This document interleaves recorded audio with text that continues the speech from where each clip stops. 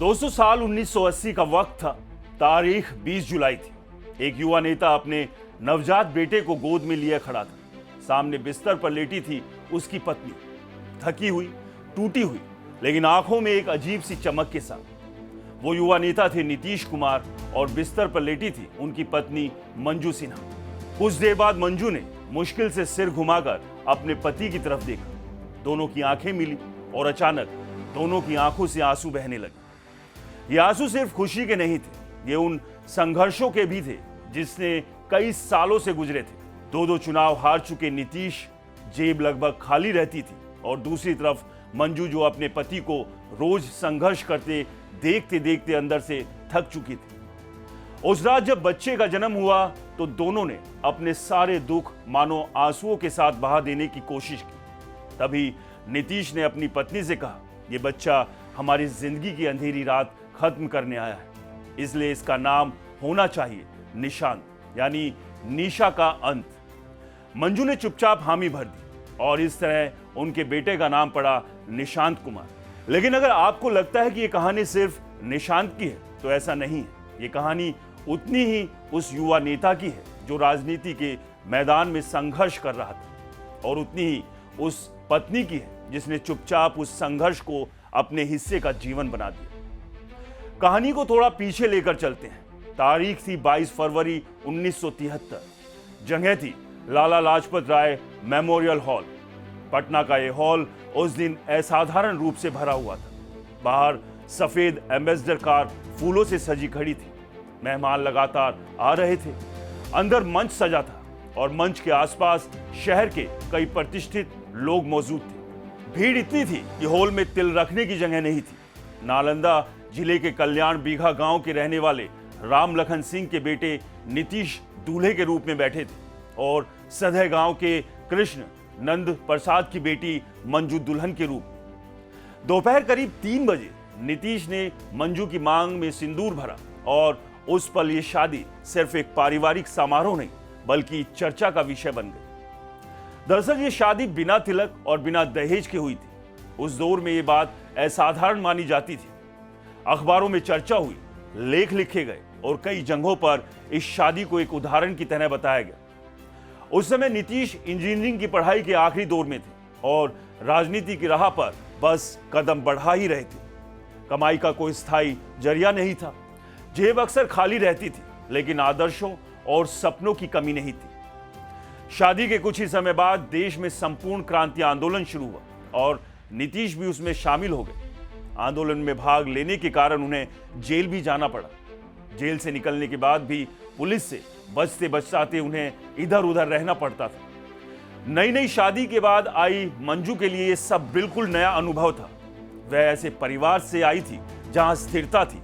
उनके पिता शिक्षक थे, घर में नियमित आय थी और जीवन अपेक्षाकृत व्यवस्थित थी। शादी के समय मंजू भी पटना में पढ़ाई कर रही थी, कॉलेज की छात्रा थी। एक दिलचस्प किस्सा यह भी बताया जाता है कि जब शादी की बात तय हो रही थी तो नीतीश ने अपने कुछ दोस्तों को भेजा था ये देखने के लिए कि उनकी होने वाली दुल्हन कैसी दिखती है।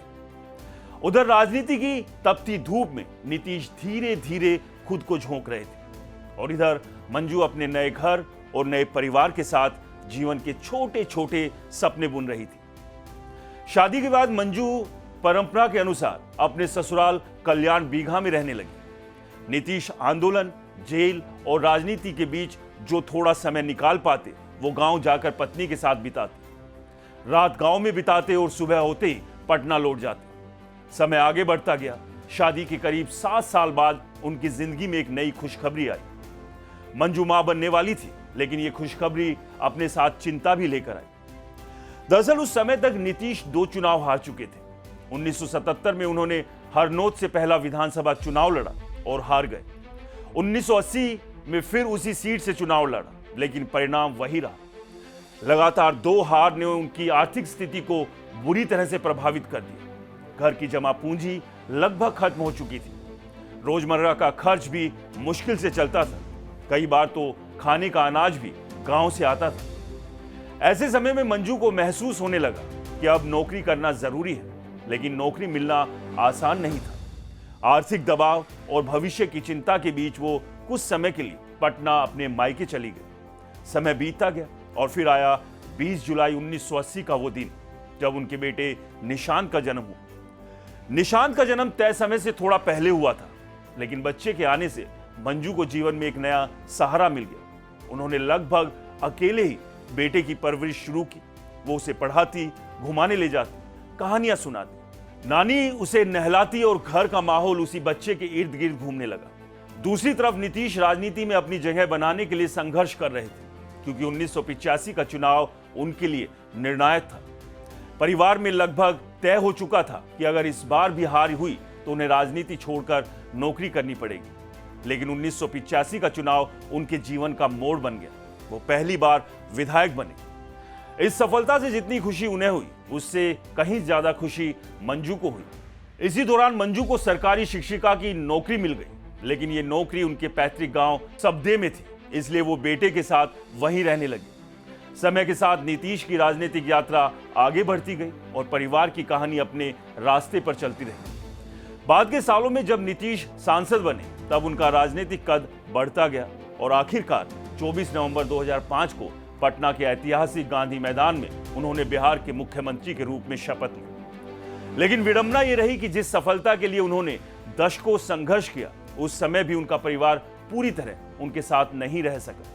करीब 1.5 साल बाद 15 मई 2007 को मंजू ने इस दुनिया को अलविदा कह दिया। उस दिन नीतीश बहुत रोए, शायद इसलिए कि जीवन की सबसे बड़ी सफलता के समय वो उस साथी को अपने पास नहीं ला सके, जिसने संघर्ष के समय सबसे कठिन दिनों में उनका साथ दिया था। और शायद यही वजह है कि उनके बेटे निशांत ने हमेशा सादगी भरा जीवन चुना, राजनीति से दूरी बनाए रखी और अपने गांव कल्याण बीघा में रहना ज्यादा पसंद किया।